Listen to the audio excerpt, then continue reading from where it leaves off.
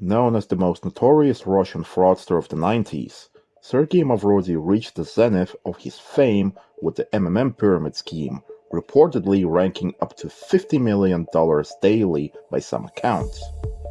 The actual count of duped investors remains undisclosed, but is approximated at around 15 million individuals. Despite his financial success, Mavrodi didn't embody the typical billionaire image. He referred to money as mere paper, resided in an unassuming Moscow apartment, and sported an old tracksuit.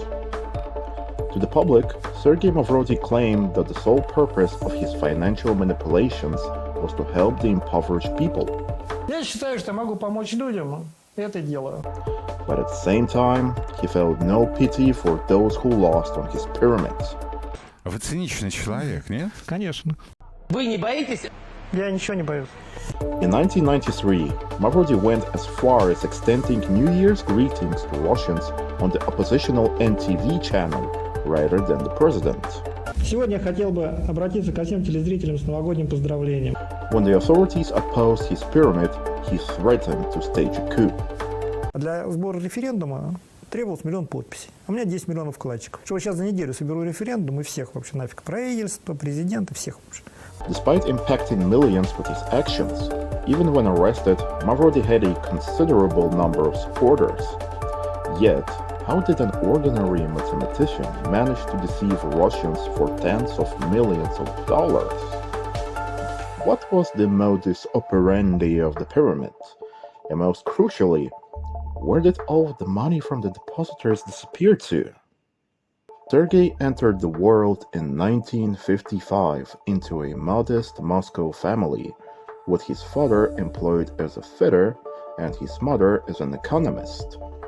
In 1978, he successfully completed his studies at the Moscow State Institute of Electronics and Mathematics, subsequently commencing his career as an engineer at a research institute.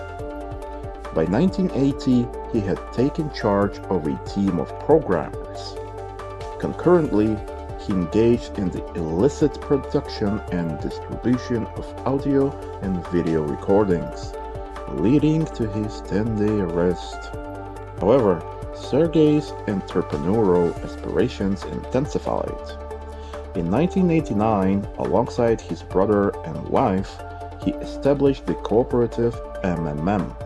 Меня спрашивают часто, почему МММ, что это за название. Это просто фамилии, начальные буквы фамилии инициативной группы. Yet this wasn't the infamous MMM pyramid that soon would capture the nation's attention. Initially, the cooperative focused on trading computers and other equipment, enabling Mavrodi to generate a substantial income and reinvest in his ventures.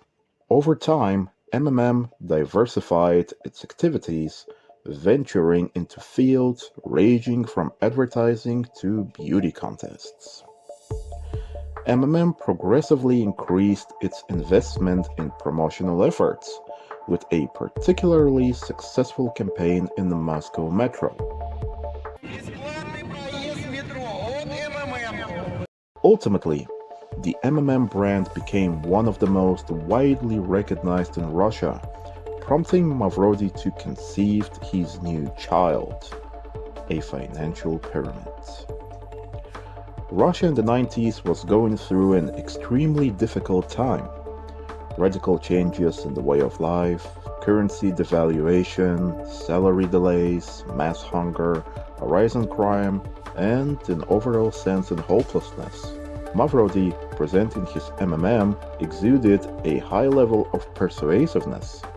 He enticed millions grappling with salary and pension losses, promising them swift and effortless earnings. The financial naivety of depositors worked to the advantage of the swindler, and he spared no expense on a robust marketing strategy. Pyramid advertisements dominated televisions, accounting up to 25% of total airtime. The series of commercials featuring an ordinary individual became a massive hit. Я не халявщик, я партнер. Ё-моё! Куплю жене сапоги. Initially, it was indeed possible to earn in MMM, but where the money for paying dividends to depositors came from did not particularly bother anyone. Then came the MMM ticket, externally resembling the Soviet 10 ruble note, but instead of Lenin, Mavrodi himself was printed on it. These tickets were popularly called Mavrodiks. By law, they were not considered shares, allowing them to bypass security regulations. The Mavrodiks exchange rate was set twice a week, following the principle, today is more expensive than yesterday. The company's leader personally determined the cost. As a result, just in 6 months, the price increased up to 27 times.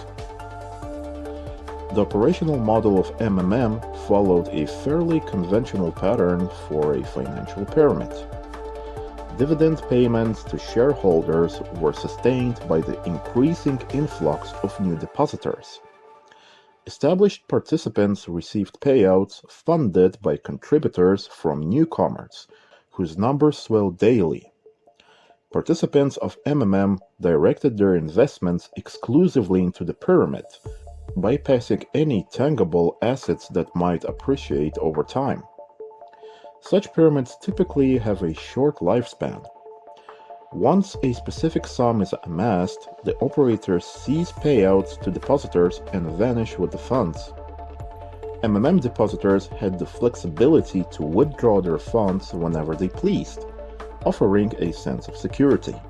However, driven by the stronger desire to earn, most refrained from withdrawal, patiently anticipating their investments to transform into a substantial fortune.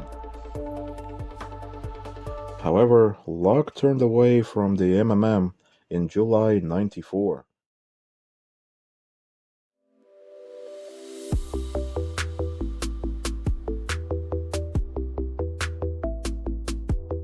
Вот все говорят, пирамида рухнет, рухнет. Тут